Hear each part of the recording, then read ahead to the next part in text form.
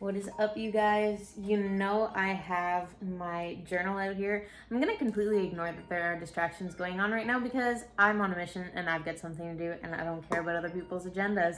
So, we're gonna talk about 5 things that you can put into your daily habits that are actually gonna help you improve your life. And not only am I gonna explain the habit, but I'm gonna explain why it's something that I think makes the top 5 list of things that you can implement now to actually start making and seeing changes. All of the things that I'm going to recommend to you are things that literally within 3 days you're going to start seeing and feeling changes. And of course, like as you progress too, it's going to continue to amplify that effect.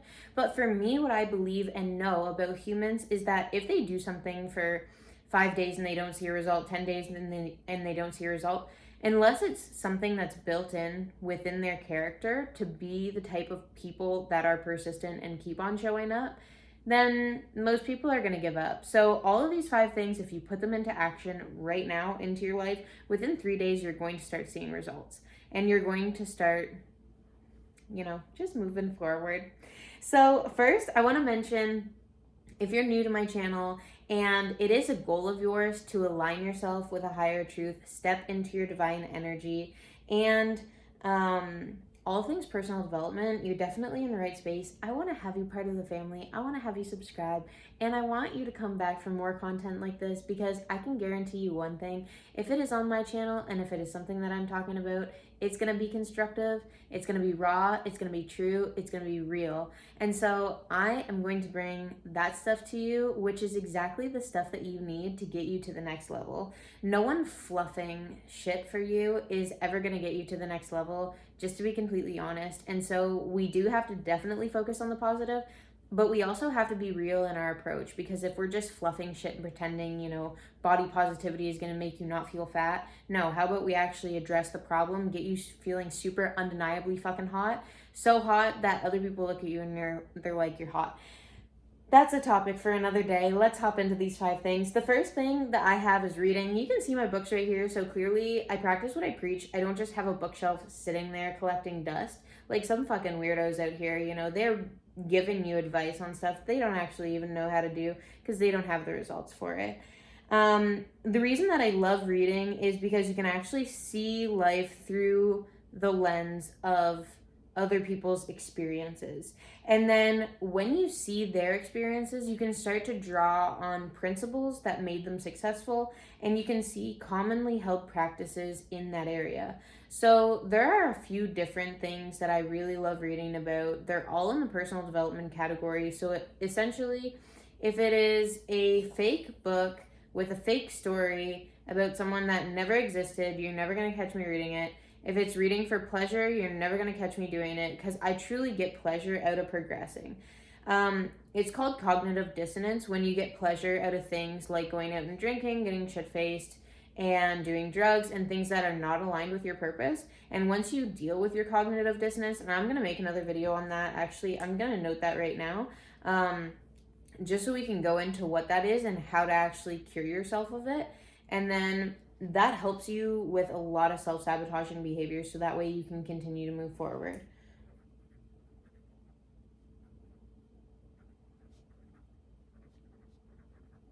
Now, I'll mention on this point, because I feel like it's worth mentioning, I'm not perfect when it comes to cognitive dissonance, and I'm just not perfect overall. And I think that people that are upfront with that are a lot more real than people that fake it. And I mean, you know what? Honestly, there are some people that you look at them and you're like, oh my God, you're fucking gorgeous. And they're like, yeah, I'm gorgeous. So you're like, okay, clearly you're perfect in that area.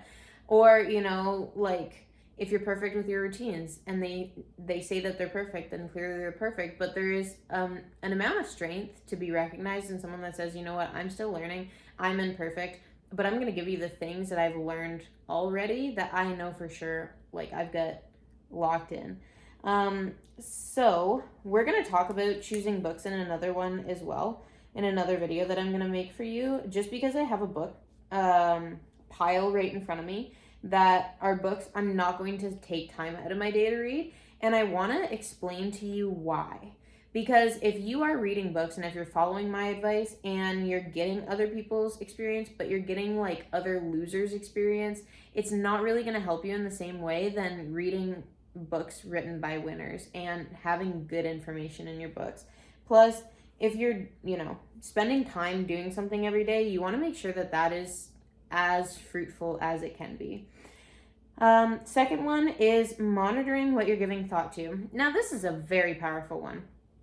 I recently just finished a book by Jerry and Esther Hicks, and it was called The Law of Attraction. And it is an amazing book. I very recommend it. I'm getting goosebumps right now because of how much energy and power is in that book, because it explains not only the law of attraction, but the other things that you need to understand to be able to fully manifest with the law of attraction, and how, it just goes into the juice on it. But it basically says, like, even if you're trying to get to the root of something negative, you're still focusing on something negative. And so you need to understand that, my gosh, I thought I heard it was ringing again. So you need to understand that just the mere focus and the mere thought of focusing on something negative is going to be attracting that. So spending time focusing on that and monitoring what you're thinking about, and when you start to go down like a negative spiral, doing something that's going to bring you out of it immediately without even having an option to. So for me, if you've been following me for a while, I'm super big on a podcast called Think Now, and I love it. The reason that I love it is because it talks about all of these things in depth, and it gives you a ton of information. Granted, it is like beginner information, but you're going over the basics when you're learning that stuff. And why I love it too is that there's so much content, and it's all positive and it's all constructive. So the minute that I feel myself going into negative thoughts, I put on that podcast, and then I'm no longer thinking because I'm listening.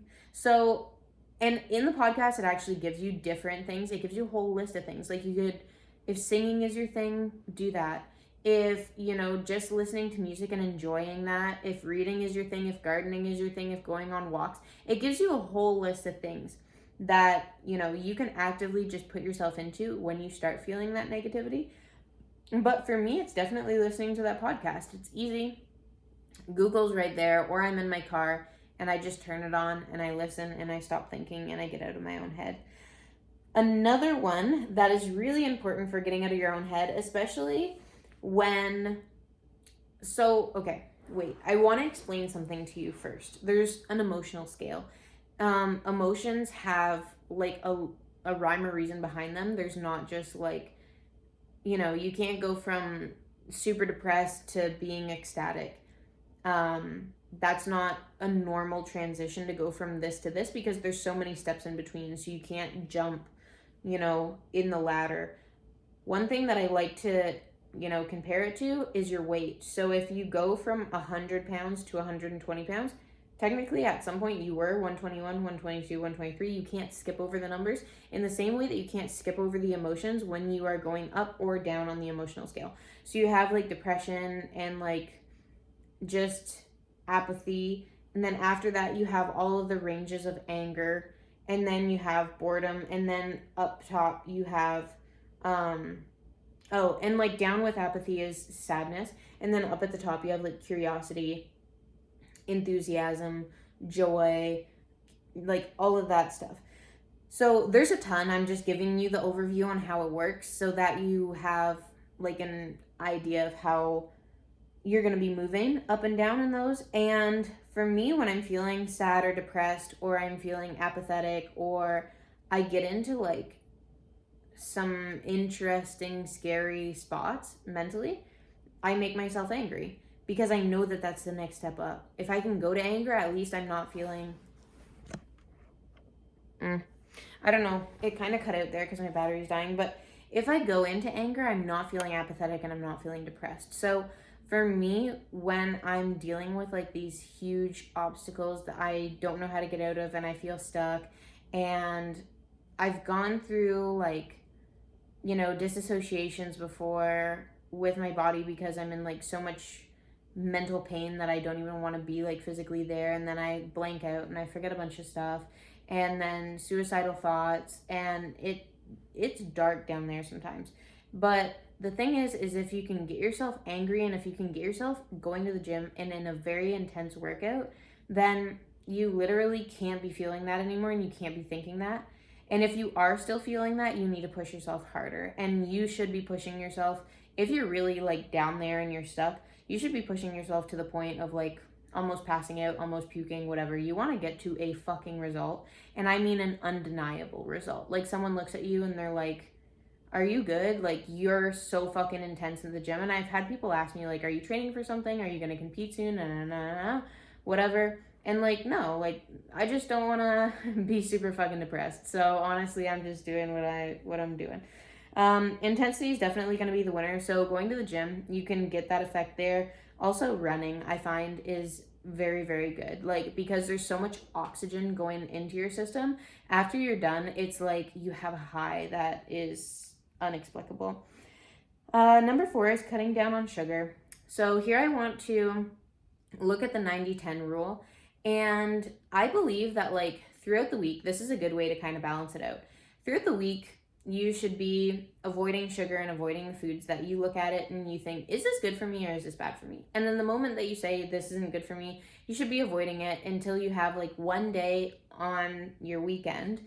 And then it's not going to be all day, but it can be a meal. And if a meal for you is hard to manage, then it can be a time frame. So for me, what I used to do when I was prepping and it was like really intense is I would give myself an hour to eat whatever I wanted with, I mean, I say no guilt and we say no guilt, but here's the thing. After you're done eating, you feel like shit. So rather mentally you're feeling guilt or not, your body is feeling it. So you're accruing karmic debt in that moment. But the thing is eventually if you can get yourself to a point of resisting it all week and then giving yourself like a time window, like let's say in between, noon and 1 on a Saturday every week, that I'm allowed to have something without guilt. It becomes easier and easier as you're stacking these wins and as you're, paying attention to the thoughts that you're having and making sure that you're changing your mind when you're, going down the wrong path, going to the gym and running and, bringing that level of intensity all of the way up so that you can't feel those low vibration thoughts. And then collecting other people's experiences by reading and getting that positive information, getting that constructive information that's actually going to help you move forward in life. When you're doing that and then you have this 90-10 rule that you're focusing on cutting down your sugar and really making better decisions in your day-to-day life, then when you have this opportunity to cheat, if you're stacking wins properly, that opportunity to cheat is going to become a lot less attractive to you.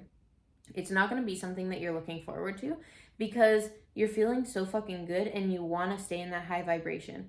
And when you're eating foods with a low vibration, you have a low vibration and then you bring that on. Number 5, this one is super fucking important, okay? And this one is going to seem like, oh, that's kind of not like a habit, but it is though. It's a mindset, it's an approach, and it's a way of living, and it's implementing. It's taking action. And this is something that's so undervalued because people will give you lists of things to do and you never do it and you listen to it for the pure enjoyment of feeling like you're getting good information and that you're doing something but you're not. And then you feel like you have results and experience that you don't have. So, when you get into the habit of implementing things, then you get into the habit of being someone that does not procrastinate. Because either way, either you vote for being a procrastinator or you vote for being an action taker, and each decision that you have is something on your to-do list, and then you have that decision. So let's say I know today, I have a prime example. I had a mess in the bathroom earlier because I was taking a minute for some self-care. And, a girl in a bathroom taking a minute for some self-care, this doesn't sound like a clean, tidy experience. So at the end of it, I naturally had a mess to pick up. And then I had 2 options. Either I can procrastinate, put it off to later, or I can do it right now. And I just did it right now because I want to practice being in action. Those are my 5. That is it. That's all. I'm tapping it before.